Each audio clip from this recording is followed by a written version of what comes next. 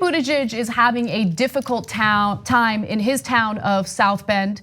In fact, he decided to put a hold on his campaign in order to travel to South Bend after there was a black man who was shot by a cop who did not turn his body camera on when he opened fire. Now, the man has died, and that has led to protests in South Bend. And so Buttigieg traveled there to speak to the residents there, to hear them out, and they are not letting him off easy. Take a look. But the people that care about the fact that you're different than me, honey, I love your hair, make them the ones out there on the streets. Thank you, ma'am. Thank you. May I respond to that for just a second? Thank you. Yes, yes, Mayor. Let me respond to that. You might stay around just while I'm responding. You go back to your seat. Okay. Thank you. First of all, thank you for that. And I appreciate that what you said is specific and actionable and constructive. I will say that if anyone who is on patrol is shown to be a racist or to do something racist in a way that is substantiated, that is their last day on the street. Yeah, that's just not true. Look, Jonathan Larson's done amazing reporting at TYT Investigates about this. The guy who shot Eric Logan Ryan O'Neal is a guy who has substantial allegations of racism against him, including by former cops that worked in South Bend. Multiple instances, and that was known before he shot Eric Logan, and he's still on there. Buttigieg demoted a black police chief, and the reason was he originally tried to fire him, thought that blew up on him, so he demoted him because he had uncovered tapes of white police officers saying racist things. And then another woman who had heard the tapes was also fired. And in that settlement, by the way, with the woman who was also unjustly fired, another story that Jonathan Larson did exposed the documents in that settlement. And in the documents, Buttigieg's administration in South Bend says, we don't want those tapes getting out because it might endanger prosecutions. Yeah, if you have racist cops who are acting against minorities in the ways that these guys are, it should endanger prosecutions because we can't trust them. But they buried that story. Racist cops are on tape. Buttigieg says, I never listened to the tapes and I won't let anybody else listen to it. He claims it's some legal technicality, but why are you demoting and firing the people who did listen to those tapes and then promoting people who want to cover up the situation? So what he just said there, unfortunately, is not the case in South Bend at all. Why do you think all those folks are angry? You think it's just out of nowhere? No, because they've seen this happen year after year after year. So there is an update to what South Bend is planning to do when it comes to this situation. In fact, Jonathan Larson has informed us that St. Joseph County Prosecutor Ken Cotter is formally seeking the appointment by a court of a special prosecutor to investigate the shooting that happened where O'Neal shot Logan. And as TYT reported, O'Neal had a history of complaints against him of racist rhetoric, and the source told us that they witnessed O'Neal committing at least 2 acts of excessive force against black people. So just going back to what you were saying earlier, Cenk, about how it's not like the shooting of Eric Logan was the first time there were red flags in regard to O'Neal. There is a history of red flags with O'Neal, and there was inaction by South Bend authorities and as you mentioned, Pete Buttigieg's administration. But with that said, I want to hear a little more from the people living in South Bend and what they're experiencing. Again, this is another video that features a confrontation with Pete Buttigieg. Can you say to us today, in front of all these cameras, that Black Lives Matter? Did you just ask me if Black Lives Matter? Yes, we want to hear you say it. Of course, Black Lives Matter. Then fire your car.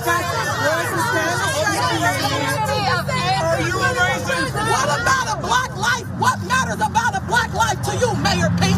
What matters about a black life to you? Answer that for in just months. Same thing that matters to me about my own. Answer that. So listen, unfortunately, there are a lot of these stories. That's why this frustration is so pent up in South Bend. Another story that Jonathan Larson uncovered was the white police chief that Buttigieg replaced the black police chief with did not respond to a fellow officer and back him up, and that officer was black. And so that went to the state police, and there was an ethics investigation of that. The internal affairs within South Bend was a disaster. They invited the police chief who was charged to be part of the interview of the black police officer. And he's like, what do you want me to do? You want me to kill my career here? Is that this, what game are we playing, right? But look, I'm paraphrasing, read the actual stories. They're all on tyt.com. And it's not getting people angry about South Bend. Good journalism is when you expose the things that are already happening and that people didn't know. That the black officer who was not backed up was a guy named Newton. And now, you read Newton's stories of what has happened in the South Bend Police Department for all this time.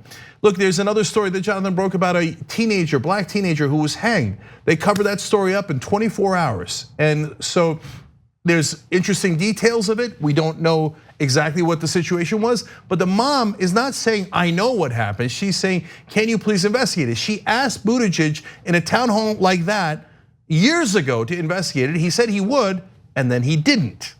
And the body of the person who was found hanged was cremated immediately before an autopsy could be done.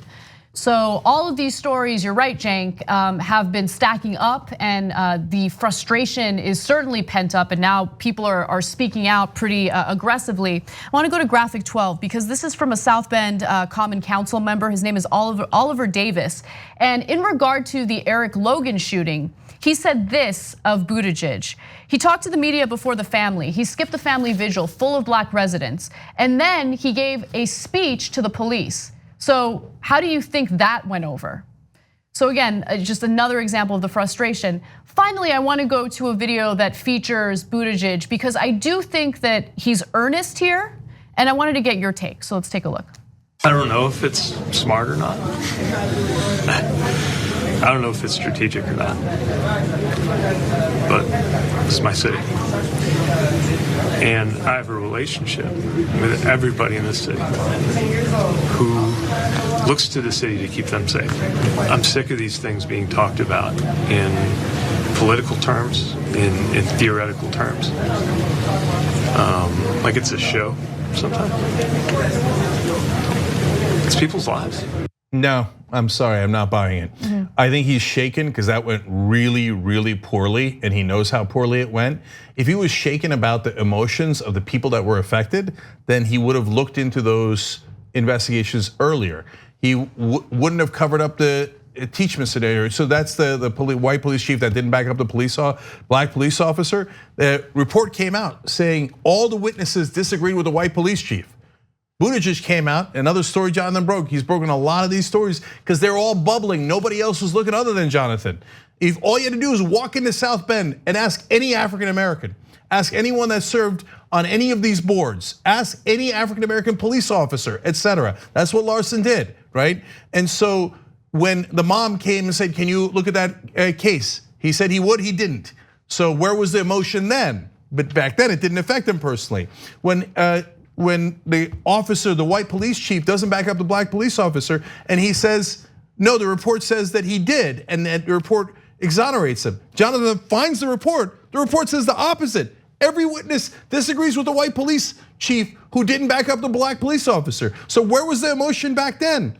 So look, and now a lot of people are criticizing him because he's too inexperienced, Buttigieg. Do I think Buttigieg is a bad guy? I have no, I don't think he's malicious. I don't think he's like a Republican. I don't know what's in his heart or mind. I'm not talking to that.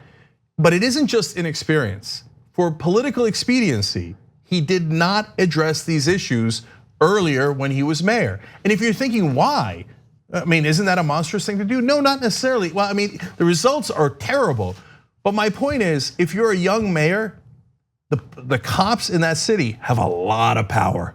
And their supporters, who are some of also Buttigieg's donors, have a lot of power. So if you come in as a young mayor and go, I'm gonna uproot the police department, I'm gonna fix racism, that might be the last term you serve there. And then your promising political career might be over. That's a real risk you have to take.